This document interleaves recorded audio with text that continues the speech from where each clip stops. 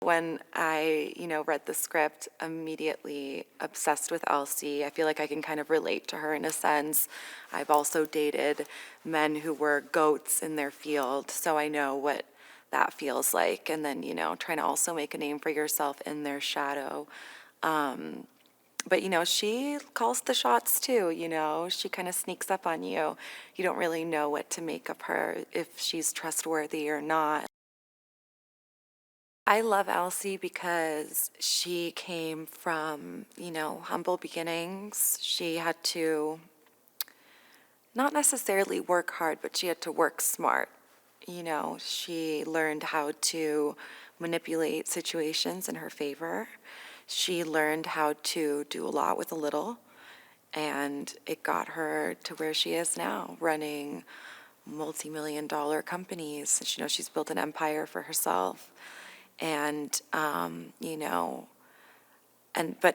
the same time, I think Isaiah is so great because he has her in his corner, building him up. And, she sets the bar high for him, and she has expectations for him.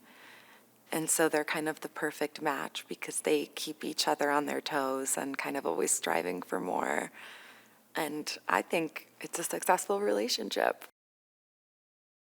I always say that, the crew and the cast is only as good as its director, and if the director has a bad attitude, it kind of trickles down the chain of command and everybody feels it. But in this instance with Justin, who has just been so amazing, so understanding, and also just very intuitive, and and also so open to experimenting and doing improv and trying new things, and he kind of lets us do what we want to do, and that's always just the best because you can maybe even get things out of the story that you wouldn't have otherwise.